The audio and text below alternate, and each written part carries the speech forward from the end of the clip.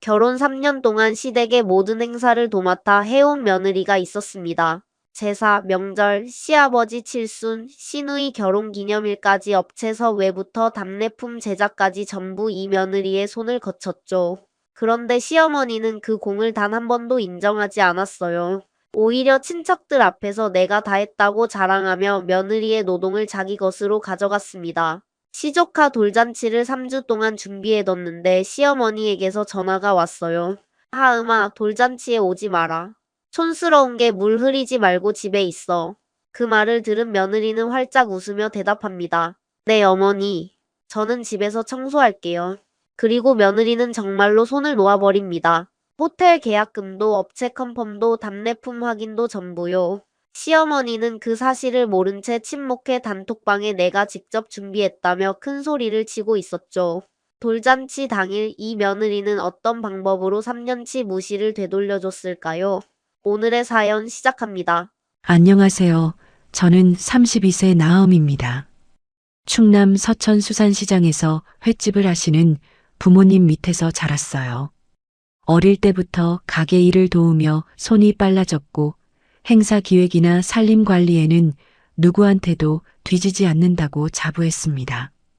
결혼 후 3년간 시댁의 모든 행사를 도맡아 했는데 시어머니는 단 한 번도 고맙다는 말을 하지 않으셨어요.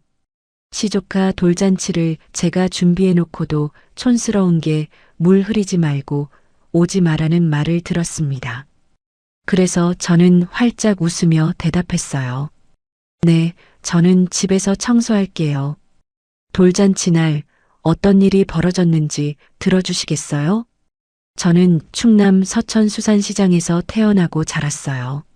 아버지와 어머니가 운영하는 횟집에서 초등학교 때부터 접시를 날랐고 중학교 때는 회 뜨는 걸 옆에서 보며 칼질을 배웠죠. 손이 빠르고 눈치가 빨라야 살아남는 곳이 시장이에요. 저는 그렇게 자랐습니다. 대학 동기 소개로 한도경을 만났을 때 저는 29이었어요. 연애 1년 만에 결혼을 결심했고 처음으로 시어머니 조복례를 만나는 날이 왔습니다. 상견례 장소는 강남의 한정식집이었어요. 아버지는 새 양복을 입고 오셨고 어머니는 미용실에서 머리를 하고 오셨죠. 두 분 다 손이 좀 거칠었지만 최대한 단정하게 차려입고 오신 게 한눈에 보였습니다. 조복례는 자리에 앉자마자 어머니의 손을 힐끗 보더니 도경에게 눈짓을 했어요. 도경이 제 부모님을 소개했습니다. 어머니, 하엄이 아버님은 서천에서 횟집을 운영하고 계세요. 조복례의 입꼬리가 내려갔습니다. 젓가락을 내려놓으며 아, 횟집하고 읊조리는 목소리가 방 안에 가라앉았어요. 아버지가 어색하게 웃으며 말씀하셨습니다. 수산시장에서 30년째 장사하고 있습니다. 크진 않지만 딸 하나 대학까지 장학금 받아보냈으니 부끄럽진 않습니다. 조복례가 물잔을 들어 입술만 적시며 대답했어요. 네, 대단하시네요. 그 대단하시네요에는 감탄이 없었습니다. 입술 끝에 걸친 미소가 코끝까지 올라가지 않았어요. 식사 중간에 어머니가 화장실에 다녀오시겠다며 일어나셨고 아버지도 따라 나가셨습니다. 저는 물을 마시러 잠깐 자리를 비웠는데 복도 끝 화장실 앞에서 발이 멈췄어요. 방 안에서 조복례의 목소리가 새어나왔습니다. 도경아, 엄마는 좀 더 괜찮은 집안 아이를 만날 줄 알았다. 도경의 대답은 들리지 않았어요. 아니, 대답이 없었는지도 모릅니다. 저는 복도에 서서 벽에 손을 짚었어요. 가슴 한쪽이 싸늘하게 식는 게 느껴졌습니다. 다리에 힘을 주고 다시 웃는 얼굴을 만들어 방으로 돌아갔죠. 결혼식 준비가 시작되자 조복례는 본격적으로 선을 그었어요. 도경에게 전화를 걸어 하객 명단을 줄이라고 했습니다. 수산시장 사람들까지 오면 분위기가 안 맞아. 하어미네 쪽 하객은 좀 정리해. 도경이 저녁에 저한테 말했어요. 하엄아, 엄마가 하객 수 좀 맞추자는데 양가 균형 맞추는 거라고 생각해. 내 쪽 하객만 줄이라는 거잖아. 엄마가 신경이 많으셔서 그래. 좀 맞춰줘. 응? 저는 그날 밤 부모님께 전화를 드렸어요. 시장 이모님들한테 청첩장 안 돌려도 되냐고 물었을 때 어머니는 한참 말이 없다가 그래, 네가 편한 대로 해라고 하셨습니다. 결혼식은 그렇게 치러졌어요. 제 쪽 하객석은 절반이 비어 있었고 시어머니 쪽은 빼곡했죠. 결혼 후 첫 명절이 왔습니다. 시댁 제사 준비를 처음부터 끝까지 제가 맡았어요.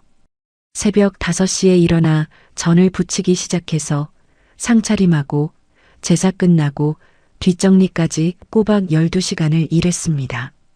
친척들이 다 돌아간 뒤 부엌에서 설거지를 하고 있었어요. 조복내가 뒤에 와서 섰습니다. 하음아, 네 어머니. 전이 좀 두꺼웠어. 촌스럽게. 저는 고무장갑 낀 손을 멈추고 웃었습니다. 다음엔 더 얇게 붙일게요. 그때 시누이 한세미가 부엌으로 들어오며 낄낄거렸어요. 옳게 손이 좀 거칠긴 하지. 시장에서 크면 그런가 봐. 조복내가 세미를 말리지 않았습니다. 오히려 세미의 어깨를 감싸며 거실로 나갔죠. 그날 이후 시댁의 모든 행사가 제 몫이 되었어요. 제사, 명절, 시아버지 생신, 시누이 결혼기념일, 외식 예약까지. 저는 업체를 알아보고 예산을 짜고 답례품을 주문하고 하객 동선까지 짰습니다. 결혼 2년 차 시아버지 칠순 잔치 때였어요. 한 달 전부터 한식 뷔페 업체 3군데를 비교 견적 냈고 답례품 시안을 직접 만들었고 하객 80명의 좌석 배치표까지 그렸습니다. 잔치가 끝나고 친척들이 조복내에게 몰려들었어요. 복내 씨, 이번 잔치 정말 센스 있다. 어떻게 이렇게 알뜰하게 준비했어?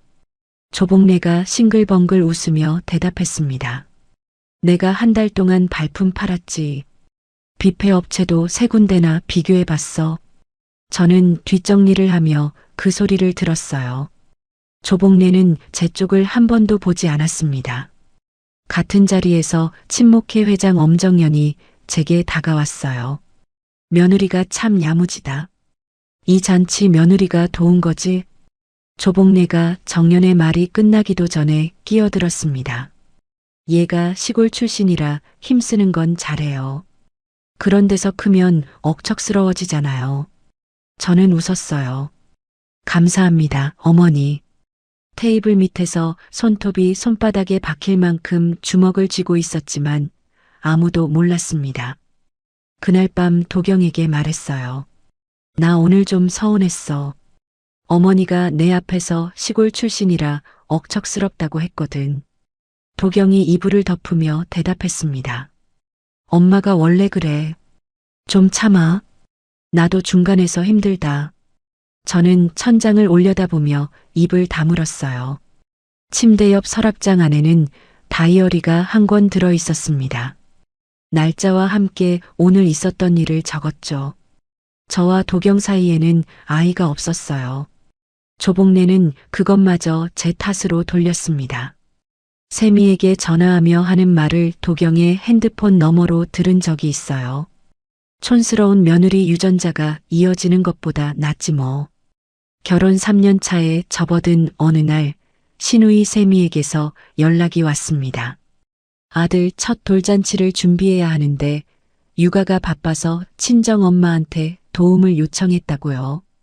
그날 저녁 조복내에게서 전화가 왔어요. 하음아, 세미 아들 돌잔치 네가 알아서 해라. 세미가 애 보느라 바쁘니까. 네, 어머니. 저는 전화를 끊고 바로 업체 리서치를 시작했습니다. 호텔 연회홀 가예약, 돌잡이 소품 대여 업체 섭외, 답례품 주문, 포토부스 세팅 일정, 하객 명단 정리까지 3주 만에 80% 이상을 진행해뒀어요. 그러던 어느 저녁이었습니다. 조복내에게서 전화가 왔어요. 하음아. 네, 어머니. 돌잔치에 오지 마라.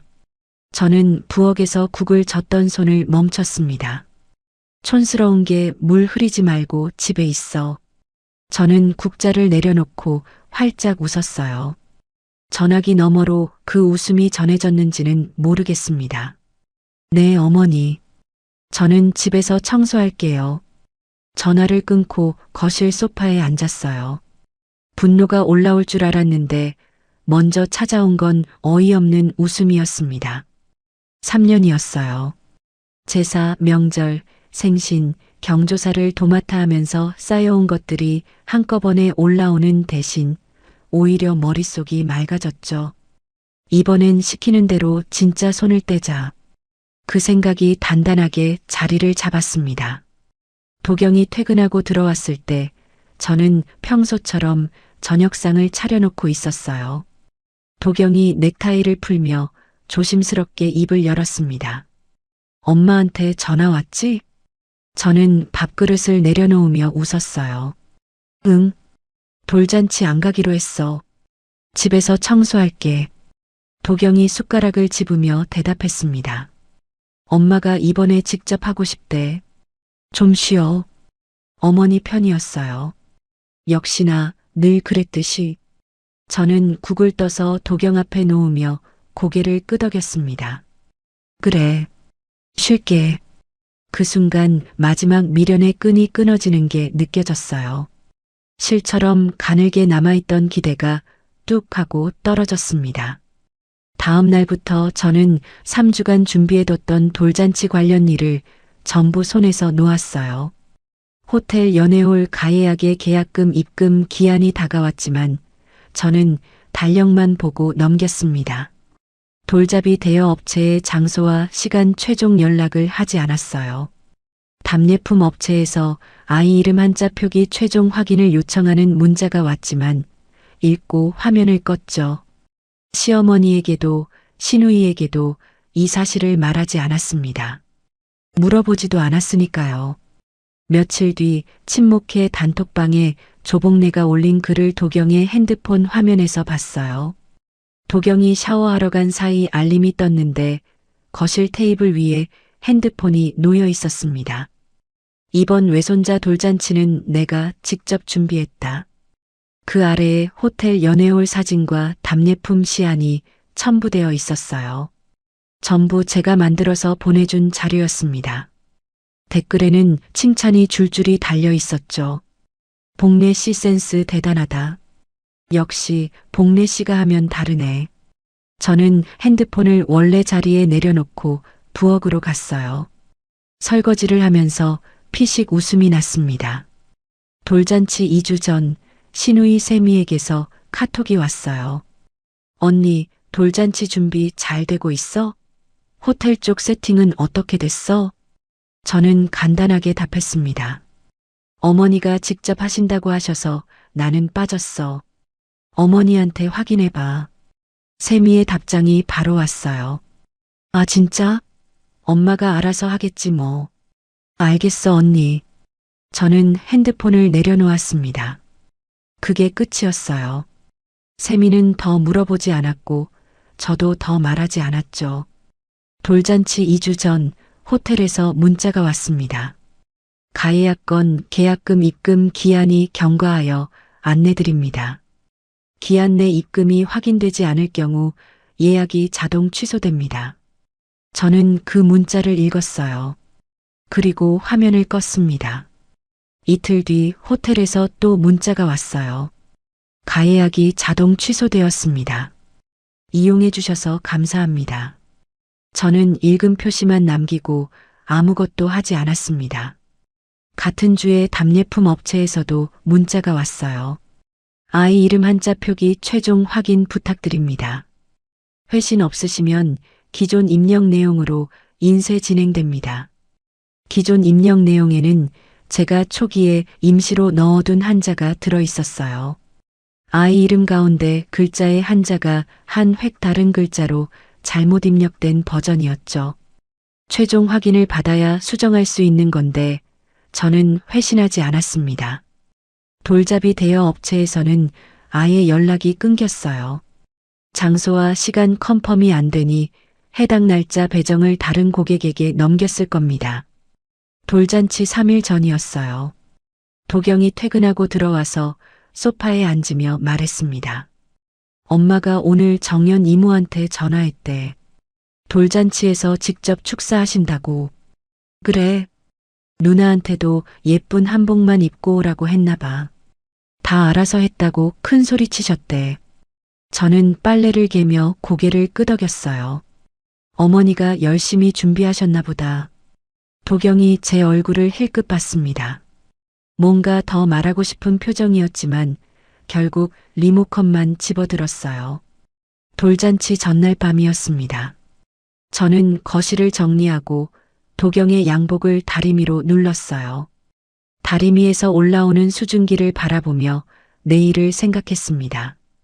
도경이 침실에서 나오며 물었어요. 내일 진짜 안 갈 거야? 저는 다리미를 세우며 웃었습니다. 어머니가 오지 말라셨잖아. 나는 집에서 대청소할 거야. 그래. 도경은 더 묻지 않고 침실로 돌아갔어요. 저는 다린 양복을 옷걸이에 걸며 내일의 시간표를 머릿속으로 그렸습니다. 청소가 아니라 다른 것이었지만요. 돌잔치 당일 아침이 밝았어요. 도경이 양복을 입고 구두를 신으며 현관에 섰습니다. 다녀올게. 저는 현관까지 나갔어요. 도경의 넥타이가 살짝 비뚤어져 있어서 두 손으로 매만져줬습니다. 매듭을 다시 잡아주며 말했어요. 다녀와요. 도경이 문을 열고 나갔습니다. 현관문이 닫히는 소리가 울렸어요. 혼자 남은 거실에서 저는 웃음을 거두었습니다. 천천히, 아주 천천히 입꼬리가 내려갔어요. 3년 동안 무슨 소리를 들어도 웃으며 넘겼던 얼굴이 원래 자리로 돌아가는 데는 3초면 충분했습니다. 저는 닫힌 현관문을 바라보았어요. 시어머니가 뭘 준비했는지, 아니 뭘 준비하지 못했는지 이미 알고 있었습니다. 호텔 예약이 취소된 것도, 돌잡이 소품이 배정 해제된 것도, 답례품 한자가 틀린 채 인쇄에 들어간 것도 전부 제가 손을 놓았기 때문에 벌어진 일이에요. 그리고 그 사실을 아무도 모르고 있었죠. 저는 현관문에서 눈을 떼고 거실로 돌아섰습니다. 오늘은 정말로 청소를 할 생각이었어요. 다만 먼지를 닦는 청소가 아니라 3년치 시댁 생활의 흔적을 정리하는 청소를요. 옷장문을 열었습니다. 한쪽 구석에 쌓아둔 서류 파일이 보였어요. 시댁 행사 체크리스트, 업체 연락처 정리 노트, 답례품 시안 모음. 저는 그것들을 한 아름 꺼내 바닥에 내려놓았습니다. 검은 쓰레기 봉투를 한 장 꺼냈어요. 파일을 하나씩 봉투에 넣기 시작했습니다. 시아버지 칠순 잔치 견적서, 시어머니 환갑 답례품 주문서, 명절 제사 장보기 목록. 3년치 노동의 증거가 봉투 안으로 사라졌어요. 손이 멈추지 않았습니다. 후회도 없었어요. 봉투 입구를 묶고 현관 옆에 세워둔 뒤 저는 서랍장에서 다이어리를 꺼냈습니다. 3권이었어요. 결혼 첫 해, 둘째 해, 셋째 해. 첫 번째 다이어리를 펼쳤습니다. 3월 14일. 시어머니가 전이 촌스럽게 두껍다고 했다. 시누이가 옳게 손이 거칠다고 웃었다. 5월 2일. 시아버지 생신 예약을 내가 했는데 시어머니가 친척들 앞에서 본인이 한 것처럼 말했다. 9월 18일. 시어머니가 도경에게 전화해서 촌스러운 며느리 유전자가 이어지는 것보다 낫다고 했다. 페이지를 넘길 때마다 날짜와 함께 적힌 말들이 눈앞에 펼쳐졌어요. 처음엔 내가 예민한 건지 정말 부당한 건지 확인하려고 시작한 기록이었습니다. 3년치를 한꺼번에 읽으니 답이 또렷했어요. 예민한 게 아니었습니다. 부당한 거였어요. 저는 다이어리 3권을 테이블 위에 나란히 올려놓았습니다. 그리고 서랍 깊숙이 넣어둔 서류 봉투 하나를 꺼냈어요. 2달 전 혼자 법무사 사무실을 찾아가서 상담받고 준비해둔 협의이혼 서류였습니다. 이걸 꺼내게 될 날이 오지 않기를 바랐어요. 도경이 한 번이라도 제 편을 들어주면, 시어머니가 한 번이라도 고맙다고 말해주면 이 서류는 서랍 속에서 누렇게 바를 거라고 생각했습니다. 촌스러운 게 물 흐리지 말고 오지 마라. 그 한마디가 마지막 바람까지 꺼뜨렸어요. 저는 서류 봉투를 거실 테이블 위에 올려놓았습니다. 다이어리 3권 옆에 나란히. 그리고 옷장에서 캐리어를 꺼냈어요. 제 옷, 세면도구, 친정에서 가져온 물건들, 다이어리 3권. 그것만 넣었습니다. 결혼 후 시댁에서 받은 물건은 하나도 넣지 않았어요. 캐리어를 현관 옆에 세워두고 부엌으로 갔습니다. 냉장고에서 된장과 두부를 꺼내 도마 위에 올렸어요. 도경이 좋아하는 된장찌개를 끓이기 시작했습니다. 미련이 아니었어요. 3년간 매일 차려왔던 밥상을 마지막으로 한 번만 더 준비하는 거였습니다. 이 집에서의 제 역할을 스스로 끝내는 마무리 같은 거였죠. 된장찌개가 보글보글 끓는 동안 핸드폰을 켰습니다. 부재중 전화가 쏟아졌어요. 시어머니 7통, 남편 12통, 시누이 3통. 저는 어느 것에도 회신하지 않았습니다. 대신 도경에게 문자 하나만 보냈어요. 밥 차려놨어. 들어오면 이야기하자. 그리고 핸드폰을 테이블 위에 내려놓고 소파에 앉았습니다. 된장찌개 끓는 소리가 조용한 거실을 채웠어요. 저는 현관 옆 캐리어와 테이블 위 서류 봉투를 번갈아 보며 도경이 돌아올 시간을 기다렸습니다. 돌잔치 당일 오전 11시, 조복래가 호텔 로비에 들어섰습니다. 금색 자수가 놓인 개량 한복을 차려입고 머리를 단정하게 올린 모습이 어느 때보다 당당해 보였어요. 프런트 데스크 앞에서 조복래가 직원에게 말했습니다. 오늘 돌잔치 예약한 한샘이 건이요. 연애홀 어디지? 직원이 컴퓨터 화면을 두드리며 고개를 갸웃했어요. 몇 번이고 다시 입력하더니 난처한 표정을 지었습니다. 죄송합니다만 해당 건은 가예약 상태에서 계약금 입금 기한이 지나 자동 취소되었습니다. 조복래의 얼굴에서 웃음이 사라졌어요. 뭐라고? 무슨 소리야? 우리 며느리가 3달 전에 예약했다고. 네, 가예약은 잡혀 있었는데요. 기한 내 계약금 입금이 확인되지 않아서 약관에 따라 취소 처리되었고 해당 시간대에 다른 행사가 이미 진행 중입니다. 조복래가 프런트 데스크를 손바닥으로 탁 쳤습니다. 그게 말이 돼? 오늘 하객이 80명 넘게 온다고. 당장 홀 내놔. 직원이 뒤로 한 발 물러서며 매니저를 호출했어요. 매니저가 달려와 상황을 확인한 뒤 고개를 숙였습니다. 정말 죄송합니다. 대안으로 소연회실을 제공해 드릴 수 있습니다. 다만 본래 홀의 절반 크기입니다. 절반? 80명이 어떻게 절반짜리 방에 들어가? 조복래의 목소리가 로비 전체에 울렸어요. 지나가던 투숙객들이 힐끗 쳐다보았습니다. 그때 호텔 정문으로 세미가 들어왔어요. 돌복을 입힌 아들을 안고 남편 류강민이 옆에서 유모차를 밀고 있었습니다. 세미는 로비에서 소란을 피우는 어머니를 발견하고 빠르게 다가왔어요. 엄마, 무슨 일이야? 왜 여기서 소리를 질러? 조복래가 세미의 팔을 잡고 한쪽으로 끌었습니다. 목소리를 낮추며 말했어요. 하엄이가 예약해놓고 계약금을 안 넣은 거야. 그것이 일을 이따위로 해놨어. 세미가 미간을 찌푸렸습니다.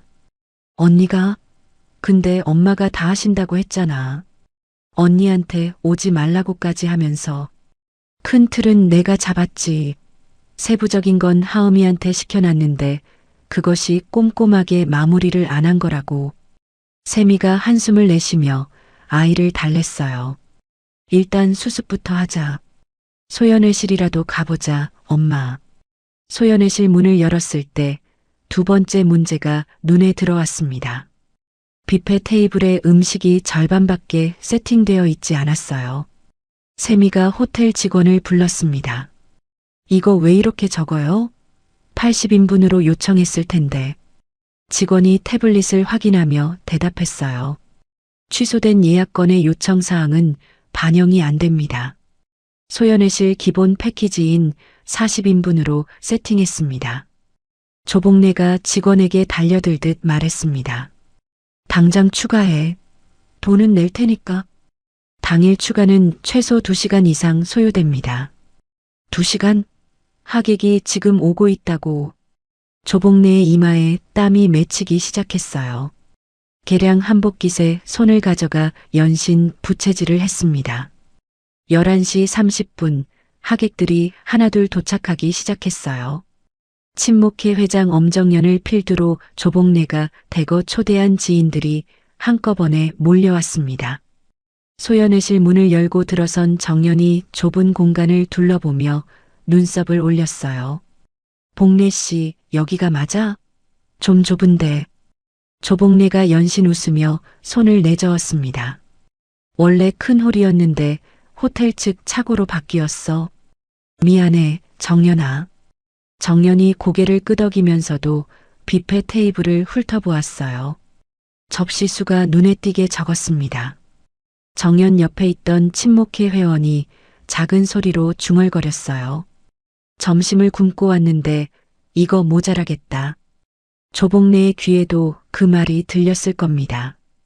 입술을 깨물며 세미에게 눈짓을 했지만 세미는 아이를 달래느라 정신이 없었어요.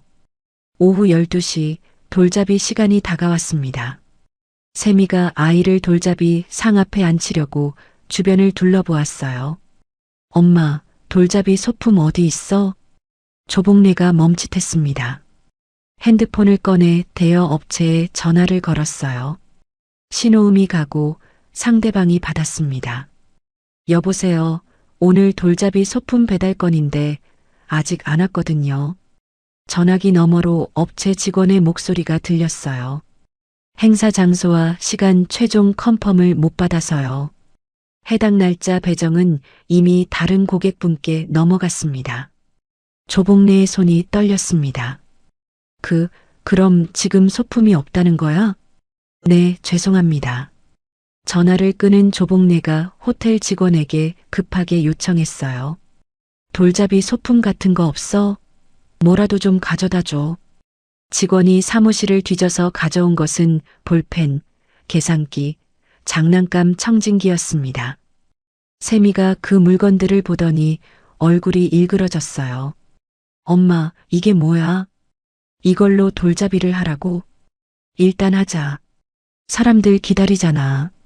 세미가 입술을 꽉 깨물며 아이를 상 앞에 앉혔습니다. 하객들이 핸드폰을 들어 촬영하는 가운데 아이가 볼펜을 집었어요. 어색한 웃음과 박수가 흩어졌습니다. 돌잡이가 어수선하게 끝나갈 때쯤 택배 기사가 소연회실 문을 열고 들어왔어요. 답례품 박스였습니다. 세미가 아이를 강민에게 맡기고 박스를 열었어요. 떡 포장지를 꺼내 들고 확인하던 세미의 얼굴이 하얗게 변했습니다. 엄마. 세미의 목소리가 떨렸어요. 이름이 틀렸어. 조복래가 다가와 포장지를 보았습니다. 아이 이름 가운데 글자 한자가 달랐어요. 들어가야 할 글자와 한 획이 다른 글자가 찍혀 있었습니다. 80개 전량이 그 상태였어요.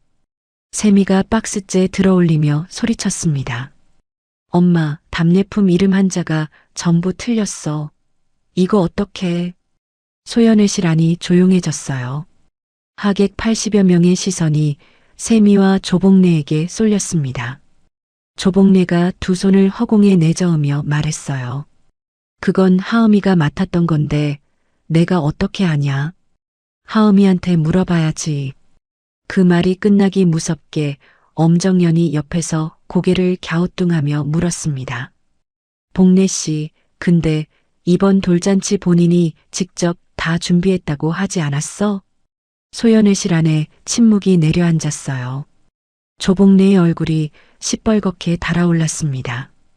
큰 틀은 내가 잡고 세부적인 건 며느리한테 시킨 거지.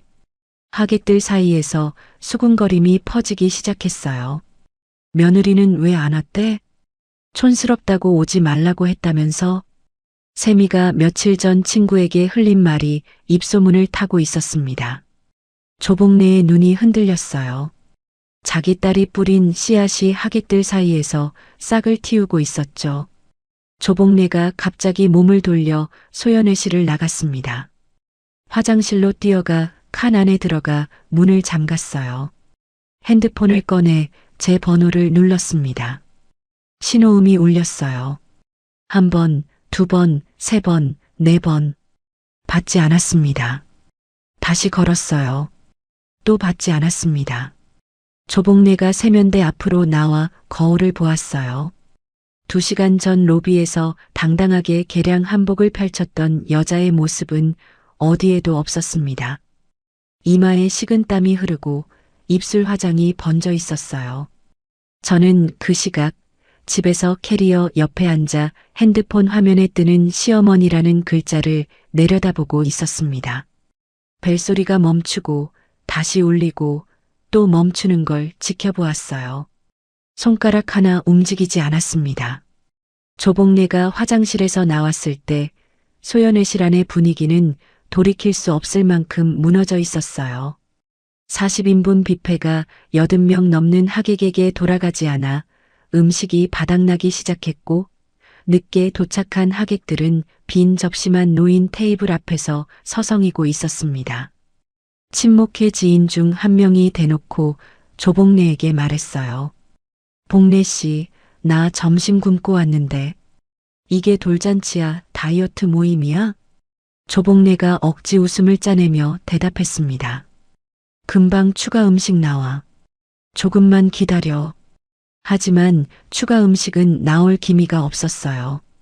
도경이 한쪽 구석에서 호텔 매니저와 이야기하고 있었습니다. 빨리 뭐라도 추가할 수 있는 거 없어요? 돈은 상관없으니까. 매니저가 고개를 저으며 대답했어요. 주방 사정상 지금 바로 가능한 건 간단한 핑거푸드 정도뿐입니다. 그것도 30분은 걸립니다. 도경이 머리를 긁으며 한숨을 내쉬었습니다. 어머니와 하객들 사이를 오가며 연신 고개를 숙였지만 정작 이 상황을 수습할 능력이 도경에게는 없었어요. 업체 전화번호가 뭔지도 호텔 담당자가 누군지도 원래 계약 조건이 뭐였는지도 모르는 사람이었으니까요. 도경의 머릿속에 뭔가 스쳐가는 게 보였습니다. 핸드폰을 들고 어딘가에 전화를 거는 손이 멈칫하더니 결국 주머니에 다시 넣었어요. 아마 그때서야 제가 행사 때마다 업체와 통화하고 체크리스트를 점검하고 현장에서 뛰어다니던 모습이 떠올랐겠죠. 소연회실 한쪽에서는 포토부스가 있어야 할 자리가 텅 비어 있었어요. 포토부스 업체도 세팅 일정을 잡지 못해 아예 오지 않은 상태였습니다. 사진 촬영을 기대하고 한껏 차려입은 하객들이 각자 핸드폰을 들어 셀프 촬영을 하고 있었어요. 세미가 준비한 아이의 성장 영상도 틀 수가 없었습니다. 소연회실에는 빔 프로젝터가 설치되어 있지 않았거든요. 세미가 USB를 들고 직원에게 물었지만 돌아온 대답은 이 방에는 영상 장비가 없다는 것뿐이었어요. 세미의 남편 류강민이 유모차 옆에서 지켜보다가 처음으로 입을 열었습니다. 낮은 목소리였지만 주변이 조용해질 만큼 또렷했어요. 장모님, 도대체 준비를 어떻게 하신 겁니까? 소연회실 안이 한순간 얼어붙었습니다. 사위가 장모에게 대놓고 추궁하는 상황을 아무도 예상하지 못했어요. 조복래가 강민을 향해 돌아서며 목소리를 높였습니다. 강민아, 호텔 측 실수야. 내가 분명히 다 해놨는데 호텔에서 예약을 날린 거라고. 강민이 유모차 손잡이를 잡은 채 한 발 다가서며 물었어요. 그럼 계약금은 누가 넣기로 한 거고 업체 컨펌은 누가 한 겁니까? 장모님이 직접 하셨으면 그 과정을 아셔야 하는 거 아닙니까? 조복래가 입을 열었다 닫았습니다. 말끝을 흐리며 시선이 바닥으로 떨어졌어요. 그건 원래 하은이가 하던 일이니까. 그때 세미가 터졌습니다. 아이를 안은 채 눈물이 차오르는 걸 참지 못하고 소리쳤어요. 엄마가 다 한다고 했잖아. 언니한테 오지 말라고까지 하면서 본인이 다 한다며. 세미의 고함이 좁은 소연회실 전체에 울려 퍼졌습니다. 하객 80여 명의 시선이 일제히 조복래에게 꽂혔어요. 숟가락을 들고 있던 사람도 핸드폰을 들고 있던 사람도 전부 손을 멈추고 조복래를 보았습니다. 세미는 거기서 멈추지 않았어요. 코끝이 빨개진 채로 목소리를 더 높였습니다. 언니가 3년 동안 시댁 행사를 전부 다 했어. 아빠 칠순도, 엄마 환갑도, 제사도 전부. 엄마는 한 번도 직접 예약 전화 한 통 안 해봤잖아. 친목회 회장 엄정연의 눈이 동그래졌어요. 정연 옆에 앉아있던 친목회 회원이 정연의 팔을 잡으며 속삭였습니다. 그럼 그때 칠순 잔치도 며느리가 한 거야? 저번 환갑 답례품도? 복래 씨 그동안 전부 며느리 공을 가져간 거네. 수군거림이 파도처럼 퍼져나갔어요. 조복래가 그 소리를 들으며 얼굴이 하얗게 질렸습니다. 두 손을 모으며 세미에게 읍소했어요. 세미야, 지금 이 자리에서 이러면 어떡해. 사람들 다 보고 있잖아. 세미가 눈물을 훔치며 더 크게 쏘아붙였습니다.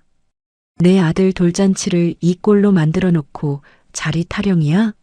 우리 아들 첫 번째 생일이라고, 엄마. 이걸 어떻게 다시 해? 아이가 엄마의 고함에 놀라 울음을 터뜨렸어요. 강민이 재빨리 세미에게서 아이를 받아 안으며 등을 토닥였습니다. 소연의실은 이미 돌잔치가 아니었어요. 시어머니와 딸의 공개 싸움판이 되어 있었습니다. 하객들 중 일부가 민망한 표정으로 슬금슬금 자리에서 일어나기 시작했어요. 코트를 집어드는 사람, 가방을 챙기는 사람, 눈을 마주치지 않으려 고개를 돌리는 사람. 강민이 아이를 안은 채 남은 하객들에게 허리를 숙였습니다. 오늘 많이 불편하셨습니다. 죄송합니다. 그리고 세미에게 고개를 끄덕이며 짐을 챙기기 시작했어요. 유모차를 접고 기저귀 가방을 어깨에 걸었습니다. 도경은 어머니와 누나 사이에서 어느 쪽에도 서지 못한 채 서 있었어요. 주먹을 쥐었다 폈다를 반복하며 입술만 달싹거렸습니다. 강민이 소연회실을 나서며 도경 옆을 지나갔어요. 도경의 귀에 대고 낮은 목소리로 말했습니다. 형수님이 이걸 다 해왔던 건 알고 있었잖아. 왜 가만히 있었어? 도경이 움찔했어요. 강민은 대답을 기다리지 않고 문을 열고 나갔습니다. 도경이 주머니에서 핸드폰을 꺼냈어요. 제 이름을 눌러 전화를 걸었습니다. 신호음이 울리다 끊어졌어요. 전원이 꺼져 있습니다라는 안내 음성이 흘러나왔습니다. 도경이 핸드폰을 내려다보며 멈춰 섰어요. 한 번 더 걸었지만 같은 음성이 반복되었습니다. 오후 2시 하객 대부분이 빠져나간 소연회실에는 잔해만 남아 있었어요. 절반짜리 뷔페의 빈 접시들, 한자가 틀린 답례품 박스, 바닥에 떨어진 냅킨 몇 장. 조복래가 빈 의자에 주저앉았습니다. 개량 한복이 구겨진 채로 어깨가 축 처져 있었어요. 한마디도 하지 못했습니다. 세미는 주차장에서 강민의 차에 올라타며 울고 있었고 도경은 주차장 기둥 옆에 서서 한 번 더 제 번호를 눌렀지만 여전히 연결되지 않았어요.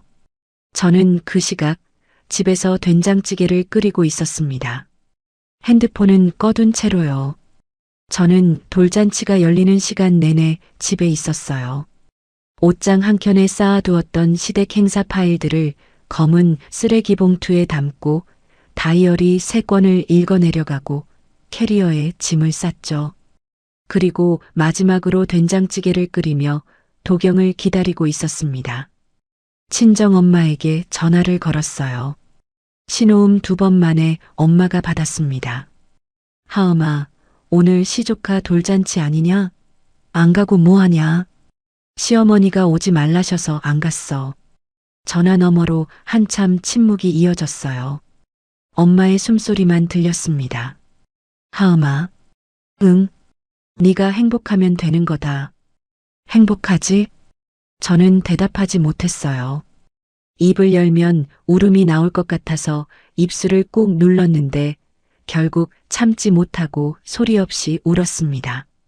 전화기를 귀에 대고 아무 말도 하지 않았는데 엄마는 더 묻지 않았어요. 밥은 먹었냐? 응. 그래, 잘 먹어라. 전화를 끊고 욕실로 갔어요. 거울 앞에 서서 제 얼굴을 오래도록 들여다보았습니다. 결혼 전 사진 속에서 활짝 웃던 29의 저와 거울 속 32살의 저. 같은 사람인데 다른 사람 같았어요. 눈 밑에 그늘이 내려앉고 웃을 때 입꼬리만 올라가고 눈은 웃지 않는 얼굴. 3년 동안 제가 잃어버린 것들이 이 얼굴에 전부 드러나 있었습니다. 거울 앞에서 마음속에 남아있던 마지막 미련을 내려놓았어요. 수건으로 눈가를 닦고 부엌으로 돌아가 된장찌개에 불을 줄였습니다. 된장찌개가 보글보글 끓는 동안 핸드폰을 켰어요. 부재중 전화가 쏟아졌습니다. 시어머니 7통, 남편 12통, 시누이 3통. 저는 어느 것에도 회신하지 않았어요. 도경에게 문자 하나만 보냈습니다. 밥 차려놨어. 들어오면 이야기하자. 그리고 밥을 짓고 반찬을 꺼내고 테이블을 닦았어요. 된장찌개를 뚝배기에 옮겨 담아 식탁 위에 올렸습니다. 이혼 서류가 든 봉투를 된장찌개 옆에 나란히 놓았어요. 소파에 앉아 기다렸습니다. 시계가 5시를 지나고 5시 반을 지나고 6시가 되었어요. 현관 비밀번호 누르는 소리가 들렸습니다. 문이 열렸어요. 도경이 서 있었습니다. 양복이 구겨져 있었고 넥타이는 풀어 헤쳐져 있었어요. 하루 종일 겪은 일이 얼굴에 전부 드러나 있었습니다. 도경의 시선이 현관 옆 캐리어에서 멈췄어요. 1초, 2초, 그리고 거실 테이블 위로 시선이 옮겨갔습니다. 된장찌개 옆에 놓인 서류 봉투를 발견하고 도경이 천천히 제 얼굴을 올려다보았어요. 저는 소파에 앉아 웃지 않는 얼굴로 도경을 바라보았습니다. 3년간 시어머니에게 무슨 소리를 들어도 활짝 웃으며 넘겼던 얼굴에서 처음으로 웃음이 사라져 있었어요. 도경이 코트를 벗기도 전에 제가 먼저 입을 열었습니다. 오늘 돌잔치 어땠어? 도경이 대답하지 못했어요. 거실 테이블 앞에 서서 서류 봉투만 내려다보고 있었습니다. 열어봐. 도경이 떨리는 손으로 봉투를 집었어요. 안에서 서류를 꺼내 펼치는 순간 도경의 손가락이 눈에 띄게 떨리기 시작했습니다. 하엄아, 이게 무슨...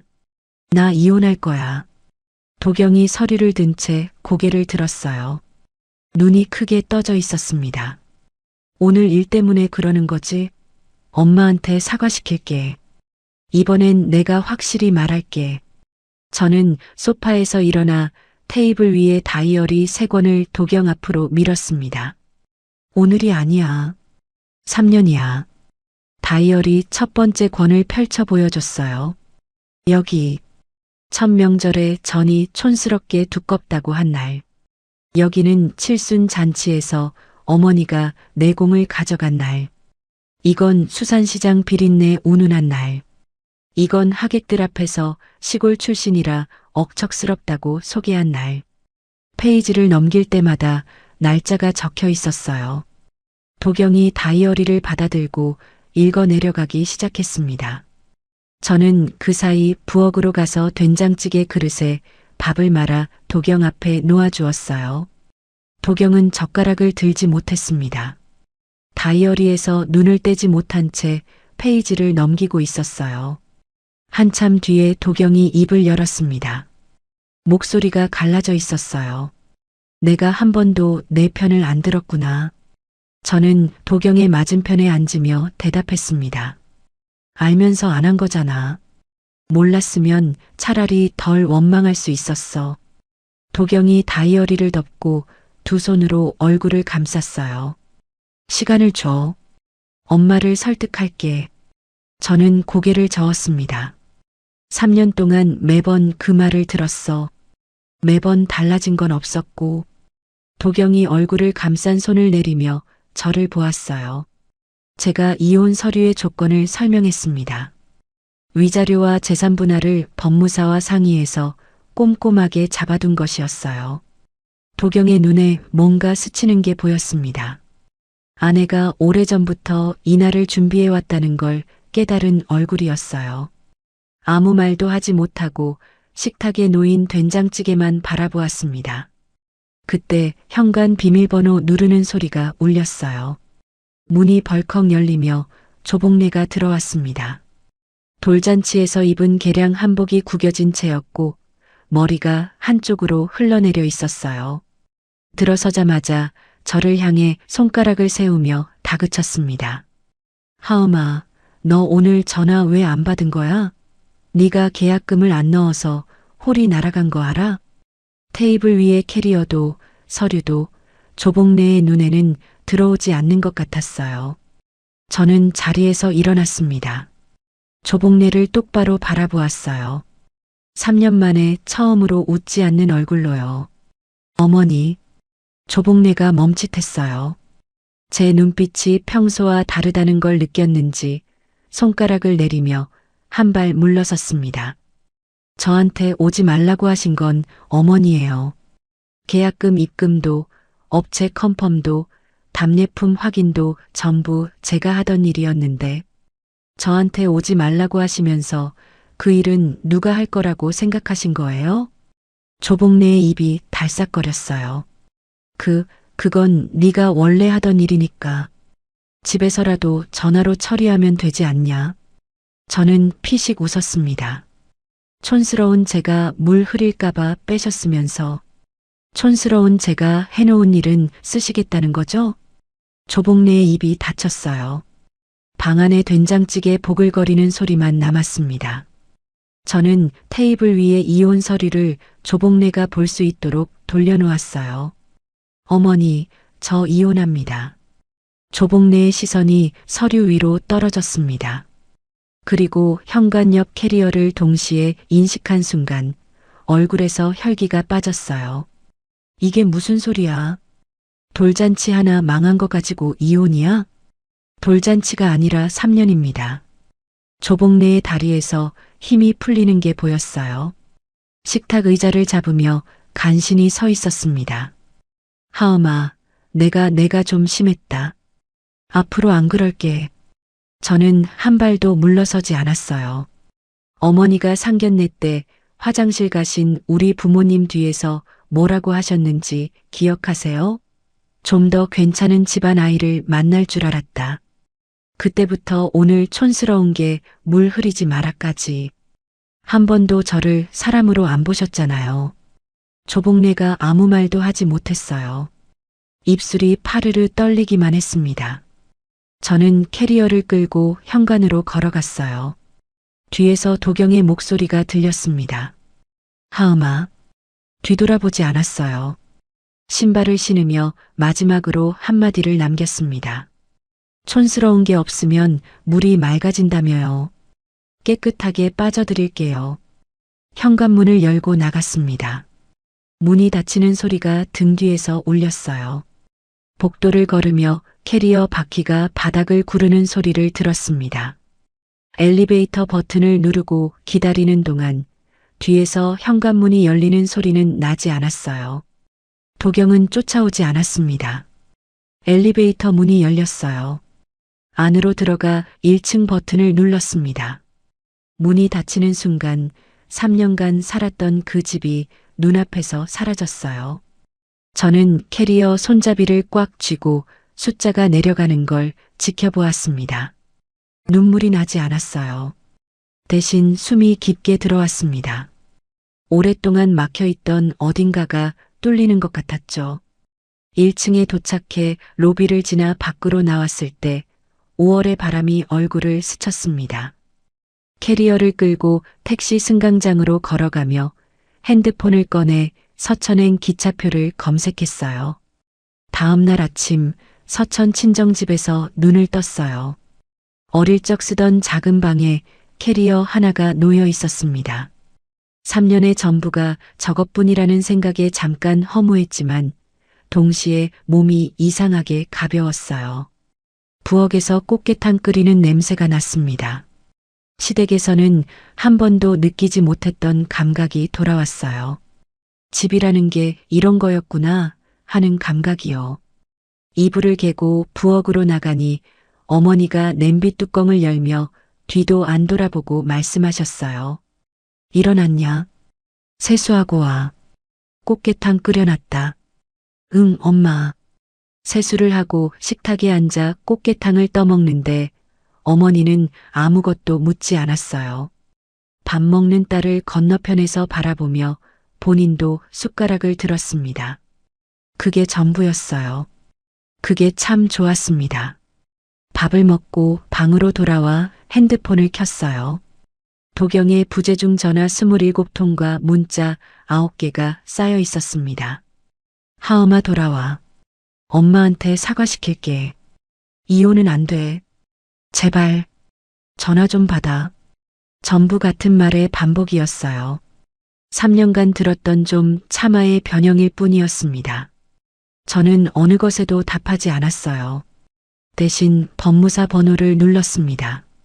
선생님, 나음입니다. 서류 전달했고요. 다음 절차 진행해 주세요. 네, 확인했습니다. 숙려기간 안내드리겠습니다. 전화를 끊고 핸드폰을 이불 위에 내려놓았어요. 창밖으로 서천 바다가 멀리 보였습니다. 같은 시각 서울 시댁에서는 난리가 나고 있었을 거예요.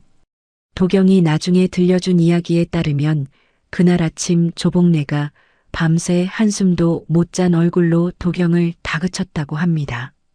당장 서천 가서 데려와. 도경이 부엌에서 물을 마시며 대답했대요. 엄마가 먼저 사과해야 하엄이가 돌아와. 조복래가 식탁을 내리치며 소리쳤다고 합니다. 내가 뭘 잘못했다고. 며느리가 유난인 거지. 계약금을 안 넣어서 잔치를 망쳐놓고 이혼이래. 엄마, 하엄이한테 오지 말라고 한 건 엄마잖아. 오지 말라고 해놓고 일은 누가 해. 조복래가 아들의 말에 입을 다물었다가 곧 세미에게 전화를 걸었대요. 하지만 세미도 만만치 않았습니다. 세미는 돌잔치 이후 남편 강민과 밤새 싸운 상태였거든요. 강민이 세미에게 말했다고 해요. 당신 엄마가 망쳐놓은 거잖아. 우리 아들 돌잔치를 저렇게 만들어 놓고 우리 부모님도 기가 막히다고 하셨어. 앞으로 처가하고 좀 거리 두자. 세미가 어머니에게 전화해서 울면서 쏘아붙였대요. 엄마 때문에 내 시댁에서도 얼굴을 못 들겠어. 언니한테 사과해. 무릎이라도 꿇어. 세미야, 네가 왜 엄마한테 이래. 다 엄마가 너 잘되라고 한 건데. 잘되긴 뭐가 잘돼. 내 아들 돌잔치를 박살내놓고. 세미가 전화를 끊어버렸다고 합니다. 돌잔치 참사의 여파는 시댁 안에서 그치지 않았어요. 친목회 단톡방에 돌잔치 당일 찍힌 사진들이 올라갔대요. 비좁은 소연회실, 빈 뷔페 접시, 한자가 틀린 답례품, 댓글이 줄줄이 달렸다고 합니다. 복래 씨가 직접 했다더니 이게 뭐냐? 며느리 촌스럽다고 안 불러놓고 본인이 이 꼴을 만들었네. 아까 세미 씨가 한 말 들었지? 그동안 전부 며느리가 한 거래. 조복래가 수년간 쌓아온 친목회 내체면과 입지가 하루아침에 무너졌어요. 엄정연 회장이 조복래에게 직접 전화를 걸었대요. 복래 씨, 나 정연이야. 물어볼 게 있어. 응, 정연아. 무슨 일이야? 그동안 행사 때마다 본인이 다 한 것처럼 말했던 거 있잖아. 칠순 잔치도, 환갑도, 답례품도 전부 며느리가 한 거였어? 조복래가 뭐라고 변명하려 했지만 말이 나오지 않았대요. 우리가 지금까지 복래 씨한테 대단하다고 칭찬한 거 전부 며느리 몫이었다는 거잖아. 정연아, 그게 아니라 솔직히 실망했어. 정연이 그 말을 끝으로 전화를 끊었다고 합니다. 이틀 뒤 도경이 서천으로 내려왔어요. 저는 아버지 가게 2층에 있었는데 창밖으로 도경이 횟집 앞에서 서성이는 게 보였습니다. 한참을 왔다 갔다 하다가 안으로 들어갔어요. 아버지가 화러 수족관 앞에서 일하고 계셨는데 도경이 다가가 허리를 숙였대요. 아버님, 하음이 좀 만나게 해주세요. 아버지는 고개도 돌리지 않으셨다고 해요. 수족관에서 물고기를 건지며 말씀하셨대요. 자니가 3년 동안 우리 딸 한 번이라도 지켜준 적이 있나? 도경이 대답하지 못했어요. 한참을 서 있다가 횟집 문을 나섰습니다. 저는 2층 창문에서 남편이 돌아가는 뒷모습을 내려다보았어요. 어깨가 축 처진 채 주차장으로 걸어가는 모습이 보였습니다. 마음 한쪽이 아프지 않은 건 아니었어요. 하지만 뒤쫓아 나가고 싶은 마음은 들지 않았습니다. 시선을 돌려 테이블 위에 펼쳐둔 부동산 매물 목록을 보았어요. 서울로 돌아갈 새 집을 골라야 했습니다. 마포 쪽 원룸 몇 개에 빨간 펜으로 동그라미를 치며 연락처를 적었어요. 사흘 뒤 조복래가 직접 서천까지 찾아왔습니다. 택시에서 내려 횟집 앞에 섰을 때 어머니가 먼저 마주쳤대요. 가게 앞에서 생선 상자를 정리하고 계셨는데 조복래를 보고 손을 멈추셨다고 합니다. 어머니가 장갑을 벗으며 말씀하셨어요. 사돈어른 오셨어요. 조복래가 어머니 앞에서 입을 열려는데 어머니가 먼저 말을 이으셨대요. 우리 딸이 비린내 나는 집안 출신이라고 하셨다면서요. 촌스럽다고도 하셨다면서요. 조복래가 멈칫했어요. 그 촌스러운 애가 사돈댁 살림을 3년을 굴렸는데 고맙다는 말 한마디를 못 들었더라고요. 어머니의 목소리는 담담했대요. 화를 내는 것도 아니고 따지는 것도 아니고 그냥 사실을 말하는 목소리였다고. 조복래가 난생 처음 사돈 앞에서 고개를 들지 못했습니다. 하음이 좀 만나게 해주세요. 할 말이 있어요. 어머니가 고개를 저으셨어요. 딸이 만나고 싶지 않다고 합니다. 조복래가 더 말하지 못했어요. 횟집 앞 벤치에 한참을 앉아 있다가 혼자 택시를 타고 돌아갔습니다. 3년 전 상견례에서 우리 집안을 내려다보던 그 당당한 여자의 모습은 어디에도 없었어요. 저는 2층 창문 너머로 택시가 골목을 빠져나가는 걸 확인했습니다. 조복래의 뒷모습이 사라지는 걸 보고 조용히 커튼을 닫았어요. 테이블 위 부동산 매물 목록에서 마포 원룸 하나에 최종 동그라미를 쳤습니다. 내일 서울로 올라가 계약하기로 마음먹었어요.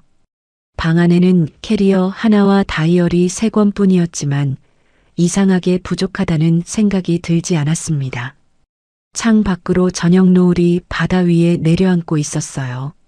서천의 바다는 3년 전이나 지금이나 같은 빛이었습니다. 한 달 반이 지났어요. 협의 이혼 숙려 기간이 끝나고 이혼이 최종 성립되었습니다. 서울 마포의 작은 원룸에 짐을 풀었어요. 캐리어 하나와 택배 박스 2개가 전 재산이었습니다. 7평짜리 방에 침대 하나, 책상 하나, 작은 냉장고 하나. 결혼 후 처음으로 누구의 눈치도 보지 않는 공간이었어요. 첫날 아침에 창문을 열었습니다. 5월 바람이 들어오는데 그 단순한 행위가 3년 만에 처음으로 숨이 트이는 감각을 주었어요. 아무도 저를 부르지 않는 아침이 이렇게 고요한 거였구나 하는 생각이 들었습니다. 회사에 복귀한 첫날 가까운 동료들에게 이혼 사실을 알렸어요. 점심시간에 팀 선배 최지한과 구내식당에서 마주 앉았습니다. 하엄아, 잘 지냈어? 얼굴이 좀 달라졌다. 선배, 저 이혼했어요. 지한 선배가 젓가락을 내려놓으며 저를 보았어요. 동정의 눈빛을 예상했는데 선배의 반응은 달랐습니다. 잘했다. 네, 잘했다고. 네가 시댁 행사 때마다 반차 내고 야근 빠지고 새벽에 눈 충혈된 채로 출근하던 거 내가 다 봤거든. 지한 선배가 국을 떠먹으며 말을 이었어요. 그 에너지를 내 일에 쓰면 임원도 하겠다. 진짜로. 저는 웃었어요. 오랜만에 진짜 웃음이었습니다. 3년간 시댁에 쏟았던 시간과 역량이 얼마나 컸는지 그 한마디로 비로소 체감했어요. 선배, 밥 사줄게요. 오늘 맛있는 거 먹어요. 이혼한 사람이 밥을 왜 사? 내가 살게. 축하한다. 새 출발. 그 무렵 조복래의 일상은 완전히 무너져 있었대요. 도경이 간간히 보내오는 문자로 시댁 소식을 알게 되었습니다. 제가 답장을 하진 않았지만 도경은 혼잣말처럼 문자를 보내왔어요. 며느리 없이 맞이한 첫 시아버지 기일 제사가 엉망이었다고 합니다. 조복래가 전을 부치다 태웠고 탕국간을 망쳤대요. 도경이 배달 음식으로 제사상 빈자리를 채우려 했지만 친척들 앞에서 체면이 말이 아니었다고요. 큰 시숙모가 제사상을 보더니 대놓고 한마디 했대요. 복래 씨, 며느리 내보내더니 제사도 이 모양이야? 조복래가 아무 대꾸도 못했다고 합니다. 3년간 제가 새벽부터 일어나 부치던 전, 맞추던 간, 차리던 상. 그게 사라지니 남은 건 빈자리뿐이었던 거죠. 친목회에서도 조복래의 입지는 회복이 안 됐대요. 엄정연 회장을 중심으로 조복래가 그동안 며느리 공을 가로채며 자랑했던 이야기들이 하나하나 되짚어졌고 회원들 사이에서 조복래의 말을 믿지 않는 분위기가 굳어졌다고 해요. 모임에 나가도 예전처럼 대접받지 못하니 조복래는 자연스럽게 발길을 끊었다고 합니다. 세미도 힘든 시간을 보내고 있었어요. 돌잔치 이후 남편 강민과의 관계가 급격히 틀어졌대요. 강민의 부모가 세미의 시댁에 직접 전화를 해서 불쾌감을 표시했다고 합니다. 외손자 돌잔치를 그 꼴로 만든 집안이라니. 세미 씨 친정이 좀 그렇다더라. 세미는 어머니를 원망하면서도 자기도 저를 무시하고 노동을 당연시했던 공범이라는 걸 알고 있었나 봐요. 어느 날 제게 카톡이 왔습니다. 언니 미안해. 내가 그동안 너무 못했어. 언니가 해준 거 하나도 고마워한 적 없었어. 정말 미안해. 저는 읽었어요. 하지만 답하지 않았습니다. 미안하다는 말을 받아줄 마음의 여유가 아직 없었어요. 도경은 텅 빈 집에서 혼자 저녁을 먹으며 제가 매일 차려주던 밥상의 무게를 깨달았을 거예요. 출근복 다림질, 냉장고 정리, 공과금 납부, 부모님 안부 전화. 제가 해왔던 일들의 목록이 끝없이 길었을 겁니다. 도경이 3년간 저에게 한 말이라곤 좀 참아뿐이었다는 걸 이제야 마주하고 있겠죠. 어느 주말 서천에 내려갔어요. 부모님 횟집에 들러 점심을 먹으려고 했는데 수산시장 아주머니들이 저를 보더니 한마디씩 하셨어요. 하엄이 얼굴이 밝아졌다. 요새 잘 지내나 보네. 우리 하엄이 이쁘다. 살도 좀 올랐어. 어릴 때부터 알던 이모님들이 꽃게찜을 한 접시씩 가져다 주며 말씀하셨어요. 잘 먹고 잘 살아. 우리 하엄이 고생 많았지. 시어머니가 비린내 나는 집안이라 깎아내렸던 이 사람들이 3년간 전화 한 통에도 괜찮냐고 물어봐준 유일한 울타리였어요. 그걸 새삼 깨달으니 코끝이 시큰했습니다. 오후에 아버지와 나란히 가게에서 화러 손질을 했어요. 아버지가 칼을 놀리다 멈추시더니 제 쪽을 보지 않고 말씀하셨습니다. 하엄아, 아빠가 더 해줄 게 없어서 네가 고생했다. 저는 칼을 내려놓았어요. 아빠, 무슨 소리야? 이 집이 못난 집이면 나를 키운 건 뭐야? 나는 이 집이 자랑스러워. 아버지가 앞치마로 눈가를 훔치며 웃으셨어요. 아무 말씀 없이 다시 칼을 드셨습니다. 저는 아버지의 옆모습을 보며 다짐했어요. 다시는 누군가에게 제 뿌리를 부끄러워하게 만들도록 내버려 두지 않겠다고. 서울로 올라가는 기차 안에서 핸드폰에 문자가 하나 도착했어요. 도경이었습니다. 하엄아, 미안하다. 다시 시작하고 싶다. 창밖으로 서천의 바다가 멀어지고 있었어요. 논밭이 펼쳐지고 작은 마을들이 스쳐 지나갔습니다. 저는 한참 그 문자를 들여다보았어요. 그리고 조용히 답장을 썼습니다. 도경 씨, 나는 이제 내 자리에서 잘 살고 있어. 당신도 잘 살아.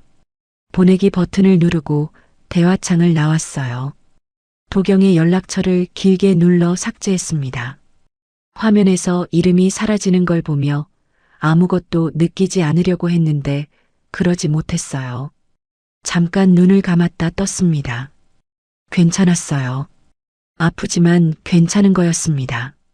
원룸에 돌아와 현관문을 열고 불을 켰어요. 냉장고에서 친정에서 싸온 꽃게탕을 꺼내 냄비에 부었습니다. 가스불을 켜고 저으며 기다렸어요. 밥을 한 공기 퍼서 식탁에 앉았습니다. 꽃게탕을 한 숟갈 떠서 입에 넣었어요. 3년간 남의 밥상만 차리다가 처음으로 온전히 제 한 끼를 차려 앉아 먹는 저녁이었습니다. 시어머니가 촌스럽다고 경멸했던 수산시장의 딸은 누구의 물도 흐리지 않는 제자리에서 밥을 먹고 있었어요. 한 달 반이 지났어요. 협의이혼 숙려기간이 끝나고 이혼이 최종 성립되었습니다. 서울 마포의 작은 원룸에 짐을 풀었어요. 캐리어 하나와 택배 박스 2개가 전 재산이었습니다. 7평짜리 방에 침대 하나, 책상 하나, 작은 냉장고 하나. 결혼 후 처음으로 누구의 눈치도 보지 않는 공간이었어요. 첫날 아침에 창문을 열었습니다. 5월 바람이 들어오는데 그 단순한 행위가 3년 만에 처음으로 숨이 트이는 감각을 주었어요. 아무도 저를 부르지 않는 아침이 이렇게 고요한 거였구나 하는 생각이 들었습니다. 회사에 복귀한 첫날 가까운 동료들에게 이혼 사실을 알렸어요. 점심시간에 팀 선배 최지안과 구내식당에서 마주 앉았습니다. 하엄아, 잘 지냈어? 얼굴이 좀 달라졌다. 선배, 저 이혼했어요. 지안 선배가 젓가락을 내려놓으며 저를 보았어요. 동정의 눈빛을 예상했는데 선배의 반응은 달랐습니다. 잘했다. 네, 잘했다고. 네가 시댁 행사 때마다 반차 내고 야근 빠지고 새벽에 눈 충혈된 채로 출근하던 거 내가 다 봤거든. 지안 선배가 국을 떠먹으며 말을 이었어요. 그 에너지를 내 일에 쓰면 임원도 하겠다. 진짜로. 저는 웃었어요. 오랜만에 진짜 웃음이었습니다. 3년간 시댁에 쏟았던 시간과 역량이 얼마나 컸는지 그 한마디로 비로소 체감했어요. 그 무렵 조복래의 일상은 완전히 무너져 있었대요. 도경이 간간히 보내오는 문자로 시댁 소식을 알게 되었습니다. 제가 답장을 하진 않았지만 도경은 혼잣말처럼 문자를 보내왔어요. 며느리 없이 맞이한 첫 시아버지 기일 제사가 엉망이었다고 합니다. 조복래가 전을 부치다 태웠고 탕국간을 망쳤대요. 도경이 배달 음식으로 제사상 빈자리를 채우려 했지만 친척들 앞에서 체면이 말이 아니었다고요. 큰 시숙모가 제사상을 보더니 한마디 했대요. 복래 씨, 며느리 내보내더니 제사도 이 모양이야? 조복래가 아무 대꾸도 못했다고 합니다. 3년간 제가 새벽부터 일어나 부치던 전, 맞추던 간, 차리던 상. 그게 사라지니 남은 건 텅 빈 제사상뿐이었던 거죠. 친목회에서도 조복래의 입지는 회복이 안 됐대요. 엄정연 회장을 중심으로 조복래가 그동안 며느리공을 가로채며 자랑했던 이야기들이 하나하나 되짚어졌고 회원들 사이에서 복래 씨 말은 이제 밥만 믿어야 해라는 인식이 굳어졌다고 해요. 모임에 나가도 예전처럼 대접받지 못하니 조복래는 자연스럽게 발길을 끊었다고 합니다. 세미도 힘든 시간을 보내고 있었어요. 돌잔치 이후 남편 강민과의 관계가 급격히 틀어졌대요. 강민의 부모가 노골적으로 불쾌감을 표시했다고 합니다. 외손자 돌잔치를 그 꼴로 만든 집안이라니 세미 어머니가 좀 그렇다더라. 세미는 어머니를 원망하면서도 자기도 저를 무시하고 노동을 당연시했던 공범이라는 걸 알고 있었나 봐요. 어느 날 제게 카톡이 왔습니다. 언니 미안해. 내가 그동안 너무 못했어. 언니가 해준 거 하나도 고마워한 적 없었어. 정말 미안해. 저는 읽었어요. 하지만 답하지 않았습니다. 도경은 텅 빈 집에서 혼자 저녁을 먹으며 제가 매일 차려주던 밥상의 무게를 깨달았을 거예요. 출근복 다림질, 냉장고 정리, 공과금 납부, 부모님 안부 전화. 제가 해왔던 일들의 목록이 끝없이 길었을 겁니다. 3년간 저에게 한 말이라곤 좀 참아뿐이었다는 걸 이제야 마주하고 있겠죠. 어느 주말 서천에 내려갔어요. 부모님 횟집에 들러 점심을 먹으려고 했는데 수산시장 아주머니들이 저를 보더니 한마디씩 하셨어요. 하음이 얼굴이 밝아졌다. 요새 잘 지내나 보네. 우리 하음이 이쁘다. 살도 좀 올랐어. 어릴 때부터 알던 이모님들이 꽃게찜을 한 접시씩 가져다 주며 말씀하셨어요. 잘 먹고 잘 살아. 우리 하음이 고생 많았지. 시어머니가 비린내 나는 집안이라 깎아내렸던 이 사람들이 3년간 전화 한 통에도 괜찮냐고 물어봐준 유일한 울타리였어요. 그걸 새삼 깨달으니 코끝이 시큰했습니다. 오후에 아버지와 나란히 가게에서 화러 손질을 했어요. 아버지가 칼을 놀리다 멈추시더니 말씀하셨습니다. 하음아, 아빠가 더 해줄 게 없어서 네가 고생했다. 저는 칼을 내려놓았어요. 아빠, 무슨 소리야? 이 집이 못난 집이면 나를 키운 건 뭐야? 나는 이 집이 자랑스러워. 아버지가 앞치마로 눈가를 훔치며 웃으셨어요. 아무 말씀 없이 다시 칼을 드셨습니다. 저는 아버지의 옆모습을 보며 다짐했어요. 다시는 누군가에게 제 뿌리를 부끄러워하게 만들도록 내버려 두지 않겠다고. 서울로 올라가는 기차 안에서 핸드폰에 문자가 하나 도착했어요. 도경이었습니다. 하음아, 미안하다. 다시 시작하고 싶다. 창밖으로 서천의 바다가 멀어지고 있었어요. 논밭이 펼쳐지고 작은 마을들이 스쳐 지나갔습니다. 저는 한참 그 문자를 들여다보았어요. 그리고 조용히 답장을 썼습니다. 나는 이제 내 자리에서 잘 살고 있어. 너도 잘 살아. 보내기 버튼을 누르고 대화창을 나왔어요. 도경의 연락처를 길게 눌러 삭제했습니다. 화면에서 이름이 사라지는 걸 보며 잠깐 눈을 감았다 떴습니다. 괜찮았어요. 아프지만 괜찮은 거였습니다. 원룸에 돌아와 현관문을 열고 불을 켰어요. 냉장고에서 친정에서 싸온 꽃게탕을 꺼내 냄비에 부었습니다. 가스불을 켜고 저으며 기다렸어요. 밥을 한 공기 퍼서 식탁에 앉았습니다. 꽃게탕을 한 숟갈 떠서 입에 넣었어요. 3년간 남의 밥상만 차리다가 처음으로 온전히 제 한 끼를 차려 앉아 먹는 저녁이었습니다. 시어머니가 촌스럽다고 경멸했던 수산시장의 딸은 누구의 물도 흐리지 않는 제자리에서 밥을 먹고 있었어요. 맑은 물 위에 제 얼굴이 비쳤습니다. 웃고 있었어요. 진짜 웃음이었습니다. 여기까지가 제 이야기예요. 들어주셔서 감사합니다. 오늘 제 사연 어떠셨어요? 속이 좀 시원하셨을까요? 아니면 마음이 먹먹하셨을까요? 혹시 저와 비슷한 상황에 계신 분이 있다면 한마디만 드리고 싶어요. 참는 게 미덕이 아니에요. 웃으면서 넘기는 게 착한 게 아니더라고요.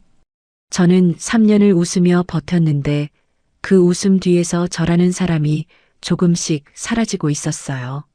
내 뿌리를 부끄러워하게 만드는 사람 곁에 있을 필요 없습니다. 내 노력을 당연하게 여기는 사람한테 인정받으려고 애쓰지 않아도 돼요.